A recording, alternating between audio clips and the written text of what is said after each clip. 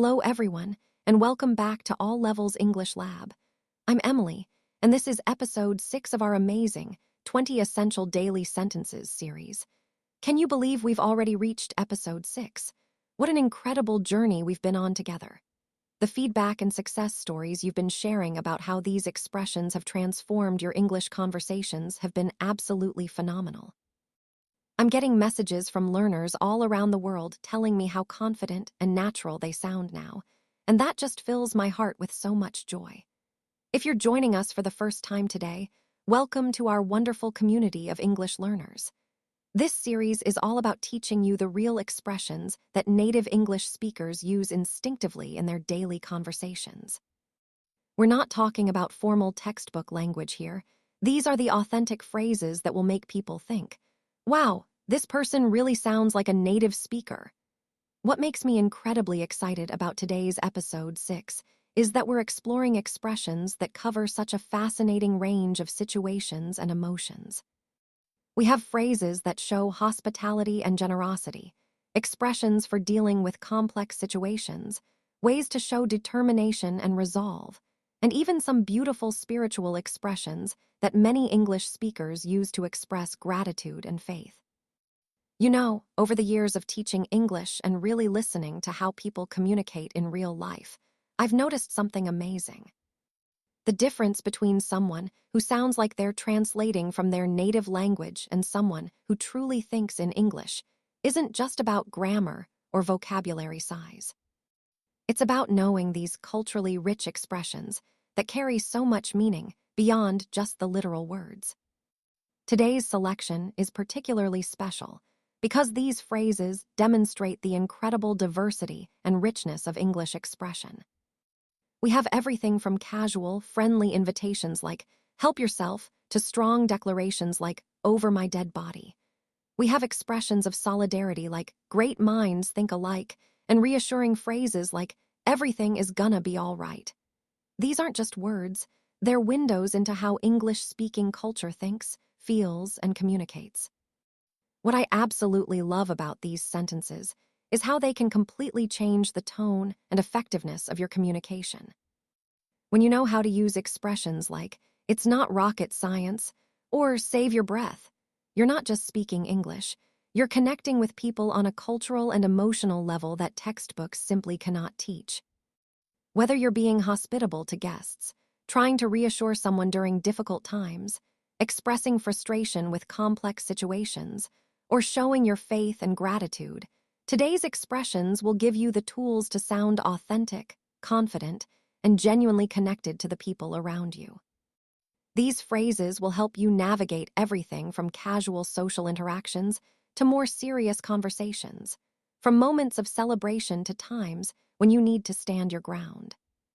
By the end of today's episode, you'll have added 20 more incredibly powerful expressions to your English toolkit that will make your conversations more natural, more engaging, and more emotionally resonant. So get comfortable, grab your notebook if you like to take notes, and let's dive into these 20 fantastic expressions that will take your English communication to an entirely new level of authenticity and confidence. Sentence 1. Help yourself. Let's start with a wonderfully hospitable expression. Help yourself. This is such a warm, generous way to invite someone to take what they need or want without having to ask permission. When you say, help yourself, you're basically telling someone to take whatever they want freely, like they're at home.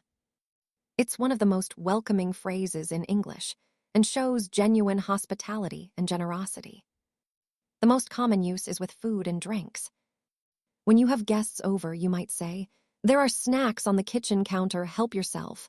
Or at a party, help yourself to anything in the refrigerator. There's soda, water, and some leftover pizza. You can use it in many situations beyond food.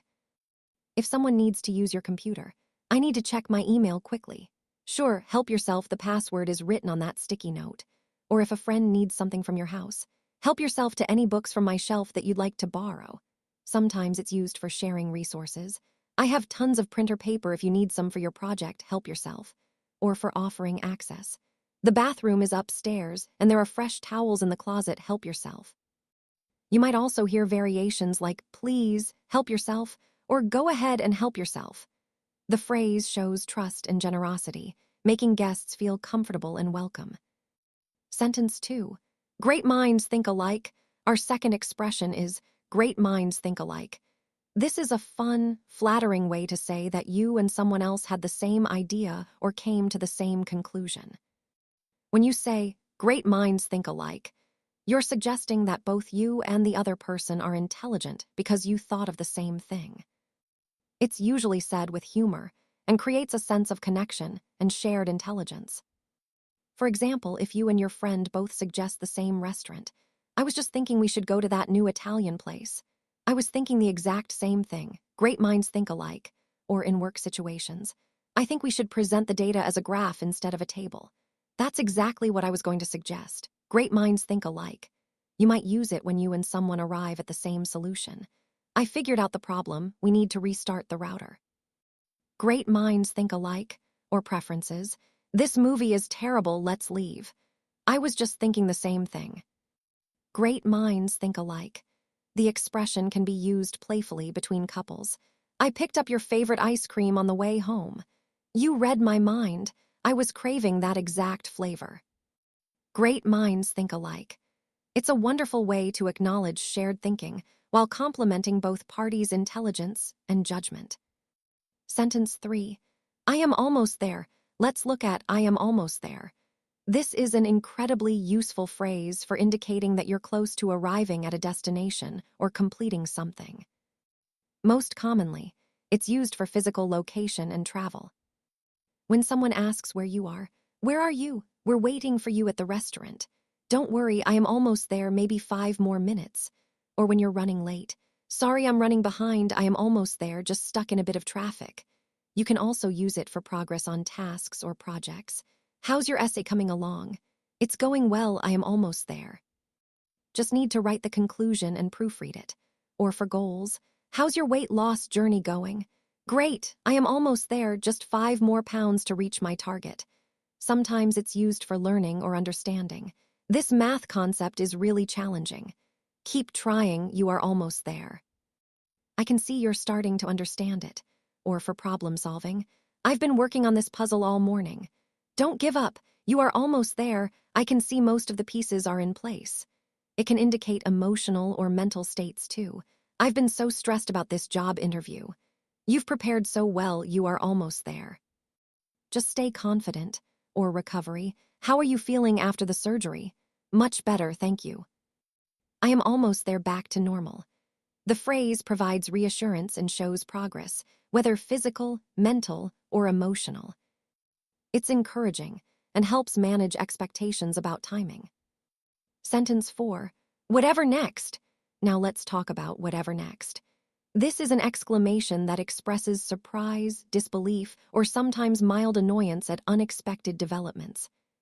When you say, whatever next, you're essentially saying, what surprising thing will happen now? It's often used when a series of unusual or surprising events keeps occurring, and you're wondering what could possibly happen after that. For example, if you're having a day full of surprises. First, my car wouldn't start, then it rained when the forecast said sunny, and now my favorite restaurant is closed for renovations. Whatever next? Or when dealing with technology problems. The printer ran out of ink, the computer crashed, and now the internet is down. Whatever next? You might use it when someone tells you surprising news. Did you hear? Sarah quit her job to become a professional dancer, and now she's moving to New York. Whatever next? Last month she was talking about becoming an accountant. Sometimes it's used about social or world events. They're saying we might have flying cars in 10 years. Whatever next? It seems like technology is advancing faster than we can keep up with. Whatever next? Or about rapid changes. First they changed the work schedule, then they moved our office, and now they're changing the dress code. Whatever next? The expression can also show amazement. She learned French in 6 months, got promoted twice, and now she's writing a novel. Whatever next? She's incredible. It captures the feeling of being overwhelmed by a series of events or changes. Sentence 5. I care too much. Let's examine. I care too much. This is an honest, vulnerable way to admit that your emotional investment in something or someone might be excessive or causing you problems. When you say, "I care too much," you're acknowledging that your level of concern, love, or investment might be unhealthy or problematic, even though caring is generally considered positive. In relationships, you might say, "I know he doesn't text back quickly, but I keep checking my phone every few minutes. I care too much, and it's driving me crazy." Or about family, "I worry constantly about my adult children making good decisions. I care too much and need to let them live their own lives." You might use it about work. "I stay late every night trying to make every project perfect, even when it's not necessary. I care too much about impressing my boss." Or about social issues, "I get so upset reading the news that it affects my sleep and mood. I care too much about things I can't control." Sometimes it's used about friendships. "I always worry about whether my friends really like me and analyze every conversation. I care too much about what people think." Or hobbies, "I spend so much money on my garden and get upset when plants don't grow perfectly. I care too much about having the perfect yard." It can be self-reflective. "I need to learn to detach a little bit. I care too much about outcomes, and it's causing me stress." Or about past relationships, "I still think about my ex-boyfriend every day even though we broke up years ago. I care too much and need to move on." This expression shows self-awareness about emotional boundaries and the need for balance in how much we invest emotionally. Sentence 6. Is it that bad? Now let's look at, is it that bad? This is a gentle question that seeks perspective on a situation that someone is presenting as very negative. When you ask, "Is it that bad?" you're either genuinely trying to understand the severity of a situation or suggesting that maybe the problem isn't as serious as someone is making it seem. For example, if someone is complaining, "I hate my new haircut, it's terrible and I look awful," you might respond, "Is it that bad? Let me see, it actually looks pretty good to me." Or about work, "This job is horrible, I can't stand it anymore. Is it that bad, or are you just having a rough week?" You might use it to help someone gain perspective. "I failed my driving test for the second time. I'm never going to get my license. Is it that bad? Lots of people need several tries, you'll get it next time." Or about mistakes, "I accidentally sent that email to the wrong person. My career is over. Is it that bad? Can't you just send a clarification?" Sometimes it's used empathetically to understand. "The doctor said I need surgery." "Oh no, is it that bad? What exactly did they tell you?" Or about relationships, "My parents are really upset with me. Is it that bad? What happened, and do you think they'll forgive you?" It can be used to reality check. "The presentation went terribly. Everyone probably thinks I'm incompetent. Is it that bad? I thought you did fine, maybe you're being too hard on yourself." Sometimes it's genuine concern. "I'm having chest pains. Is it that bad? Should we call a doctor or go to the hospital?" The phrase helps assess whether a reaction is proportional to the actual problem and can provide comfort or clarity. Sentence 7. It is beyond me. Let's talk about, it is beyond me. This is a way to express that something is completely incomprehensible or outside of your understanding or ability. When you say, "It is beyond me," you're indicating that something is so difficult, complex, or strange that you cannot understand or explain it.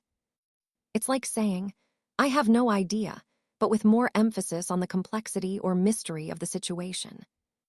For example, about people's behavior. "How can someone be so rude to service workers for no reason? It is beyond me." Or about decisions.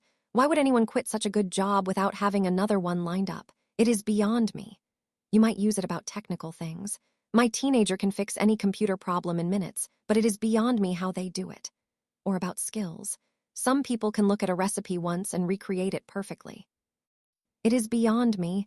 I need to follow instructions step by step." Sometimes it's used about complex situations. "How they managed to organize such a perfect wedding in just 2 weeks is beyond me." Or about abilities. "She speaks 5 languages fluently." It is beyond me how someone can keep all those grammar rules straight. It can express amazement. "He memorized that entire speech without any notes." It is beyond me how he has such a good memory. Or frustration. Why the city designed this intersection so confusingly is beyond me. Nobody can figure out which lane to use. About mysterious occurrences. How my keys ended up in the refrigerator is beyond me. I certainly didn't put them there intentionally. Or social phenomena. Why reality TV shows are so popular is beyond me, but millions of people watch them.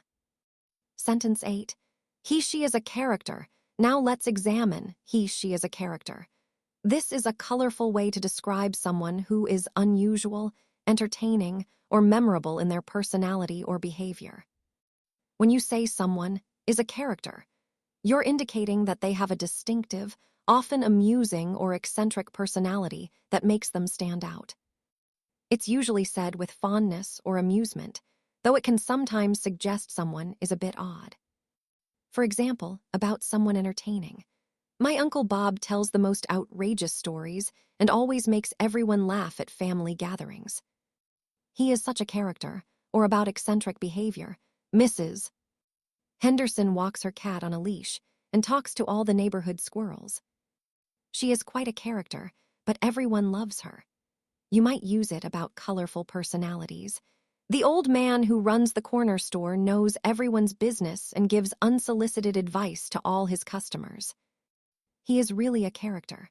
Or about someone memorable. My high school English teacher used to act out all the Shakespeare plays by himself. He was such a character, we'll never forget him. Sometimes it describes someone unpredictable.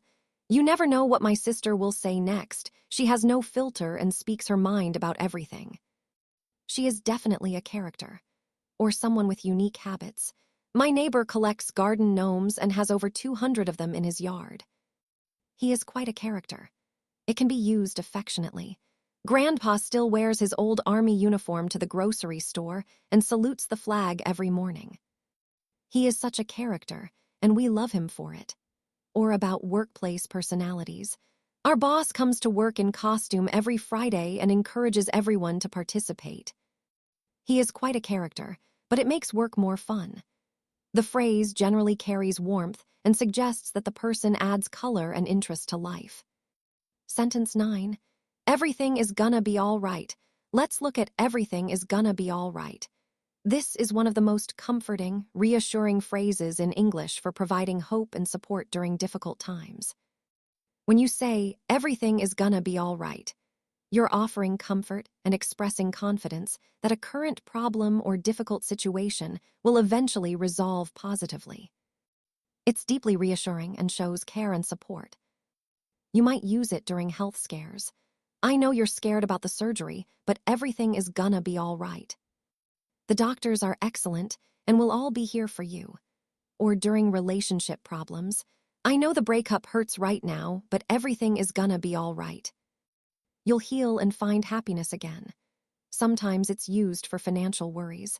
I know money is tight right now with the job loss, but everything is gonna be all right. We'll figure out a plan and get through this together. Or during family crises. The kids are struggling with the divorce, but everything is gonna be all right. With time and love, the family will adjust. It can comfort during uncertainty. I know starting a new school is scary, but everything is gonna be all right. You'll make friends and find your place. Or during grief. Losing mom is so hard, but everything is gonna be all right. She would want us to support each other and find joy again. Sometimes it's self-reassurance. This job interview is so important, but everything is gonna be all right. I've prepared well and will do my best. Or for minor problems. The car broke down, but everything is gonna be all right. It's just an inconvenience, not a disaster. The phrase offers hope, perspective, and emotional support when people need it most. Sentence 10. Everything is gonna be okay. Now let's talk about everything is gonna be okay. This is very similar to our previous phrase, but slightly more casual and perhaps more immediate in its reassurance. Everything is gonna be okay serves the same comforting function as everything is gonna be all right. But okay feels a bit more conversational and immediate, while all right can feel slightly more formal or long-term. You might use this for immediate comfort. I know you're nervous about the presentation, but everything is gonna be okay. You know the material well. Or for quick reassurance, the baby has a fever, but everything is gonna be okay. We'll call the doctor and monitor her closely. Sometimes it's used for everyday problems. The washing machine is flooding the basement. Don't panic, everything is gonna be okay. Let's turn off the water and call a plumber. Or for social anxiety, I'm scared about going to the party where I don't know anyone. Everything is gonna be okay. You're good at making friends, and I'll introduce you to people. It can address immediate fears. What if I fail this test? Everything is gonna be okay. Even if you don't do as well as hoped, it's not the end of the world. Or provide perspective. I can't believe I locked myself out of the house. Everything is gonna be okay. We'll call a locksmith and you can stay here until it's fixed. For children, it's particularly comforting. I'm scared of the thunder. Everything is gonna be okay, sweetie. Thunder can't hurt you and the storm will pass soon. Or for pets, the cat seems really sick. Everything is gonna be okay. Let's get him to the vet right away. Both phrases offer comfort, but this version feels slightly more immediate and conversational. Sentence 11. What is it to me? Let's examine, what is it to me? This is an expression that indicates something doesn't concern you or affect you personally, often used to show indifference or to distance yourself from a situation. When you say, what is it to me? You're essentially saying, how does this affect me? Or why should I care? It can express indifference, but the tone determines whether it sounds dismissive or genuinely curious about personal relevance. Sometimes it's used defensively. Everyone's talking about who got promoted. What is it to me? I'm happy with my current position and don't need to gossip about others. Or about other people's choices. Did you hear Sarah dyed her hair bright pink? What is it to me? She can do whatever makes her happy. You might use it to establish boundaries. Your neighbor keeps asking about your personal life. What is it to them? My private matters are none of their business. Sentence 12. Over my dead body, now let's talk about over my dead body. This is a very strong, dramatic way to express absolute refusal or determination to prevent something from happening. When you say, over my dead body, you're indicating that you will never allow something to happen and would fight it with everything you have. It's one of the strongest ways to express opposition in English. It's often used by parents. You want to drop out of school to become a professional gamer. Over my dead body, education comes first. Or about safety. You think you're riding that motorcycle without a helmet. Over my dead body. You might use it about protecting what's important. They want to tear down this historic building to put up a parking lot. Over my dead body. I'll organize the whole neighborhood to fight this. Or about family. You think you're taking my children away from me. Sentence 13. Save your breath. Let's look at save your breath. This is a somewhat blunt way to tell someone not to bother trying to convince you of something or to stop wasting their time talking. When you say save your breath, you're indicating that the person shouldn't continue their argument, explanation, or attempt to persuade you because it won't work or isn't necessary. For example, when someone won't listen to reason, I've tried explaining the safety rules to him, but save your breath. He thinks he knows better than everyone. Or when someone is being stubborn, don't try to convince her to change her mind about the vacation destination. Save your breath, she's already made her decision. You might use it when someone is making excuses. He's going to give you a long explanation about why he was late again, but save your breath. We've heard all his excuses before. Or when advice won't be taken. You can try to tell him how to manage his money better, but save your breath. He never listens to financial advice. Sometimes it's used more directly. Don't try to convince me that this movie is good. Save your breath, I walked out after 20 minutes. Or in arguments, you can argue all you want about politics, but save your breath, I'm not changing my vote. It can be protective advice.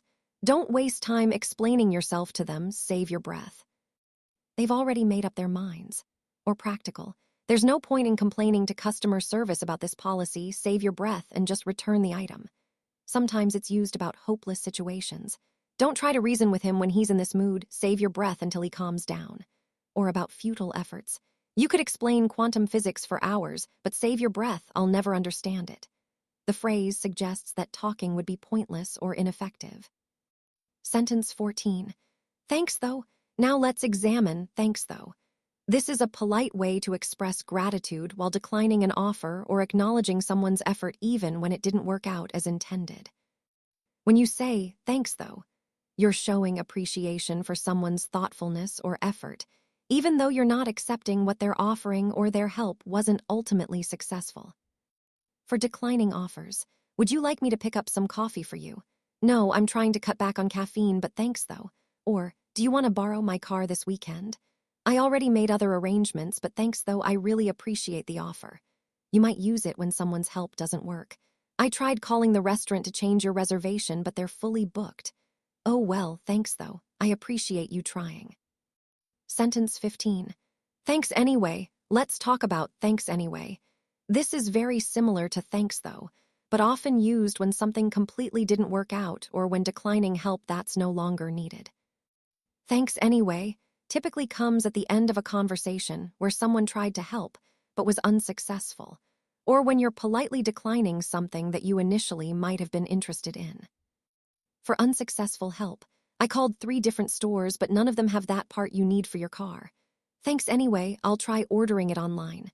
Or, "I asked around, but nobody knows a good mechanic in your area. Thanks anyway, I'll keep looking." You might use it when plans fall through. "I can't drive you to the airport after all, my car won't start." "Don't worry about it, thanks anyway." "I'll call an Uber." Or when offers become unnecessary. "Do you still need help moving?" "Actually, I hired movers instead, but thanks anyway." Sometimes it's used when declining after consideration. "Would you like to join our book club?" "I thought about it, but I just don't have time right now." Thanks anyway. Or when something doesn't work out. "The concert tickets I was going to give you got canceled." "Oh, that's disappointing, but thanks anyway for thinking of me." For failed attempts. "I tried to get your prescription filled, but they need a new authorization from your doctor." "Thanks anyway, I'll call the doctor's office myself." Or when timing doesn't work. "Wanna grab lunch?" "I just ate, but thanks anyway, maybe tomorrow." Sentence 16. Don't distract me. Now let's look at don't distract me. This is a direct request for someone to stop interrupting your focus or concentration. When you say, "Don't distract me," you're asking someone to leave you alone so you can concentrate on what you're doing. It can range from a gentle request to a more urgent demand, depending on the situation and tone. For important work, "I have to finish this report before the deadline. Please don't distract me for the next hour." Or during studying, "I'm trying to memorize these formulas for tomorrow's test." Don't distract me right now. You might use it while driving. "Don't distract me while I'm navigating through this heavy traffic." Or during delicate tasks. "I'm trying to thread this needle. Don't distract me or I'll have to start over." Sometimes it's used with children. "Mommy needs to make this important phone call. Please don't distract me for a few minutes." Or during creative work. "I'm in the middle of writing and the ideas are flowing. Don't distract me right now." Sentence 17. It is not rocket science. Let's examine. It is not rocket science. This is a popular expression used to indicate that something is not as complicated or difficult as someone is making it seem. When you say, "It's not rocket science," you're suggesting that something should be relatively easy to understand or accomplish. Rocket science is considered one of the most complex fields, so saying something is not rocket science means it's much simpler. For example, about simple tasks, "How do you turn on the dishwasher?" "Just press the start button, it's not rocket science." Or about basic skills, "I can't figure out how to change the TV channel." "Look for the channel buttons on the remote, it's not rocket science." You might use it for workplace situations. "The new filing system seems so complicated." "Once you understand the color coding, it's not rocket science." Or for technology, "I'm afraid to try online banking." Sentence 18. Praise to God. Now let's talk about praise to God. This is a spiritual expression used to give thanks, show gratitude, or acknowledge divine blessing. When someone says, "Praise to God," they're expressing gratitude to God for something positive that has happened or acknowledging that good things come from divine blessing. It's commonly used in religious communities and by people of faith. For example, after good news, "The surgery went perfectly and the doctors say I'm completely healthy." Praise to God, that's wonderful news. Or for answered prayers, "I finally got the job I've been hoping for. Praise to God, your hard work and prayers paid off." You might hear it during celebrations. Our daughter graduated with honors. Praise to God, you must be so proud of her accomplishments. Or for recovery, Grandpa is feeling much better after his illness. Sentence 19. All praise belongs to God. Let's look at all praise belongs to God. This is a more formal, comprehensive expression of giving complete credit and glory to God for positive outcomes.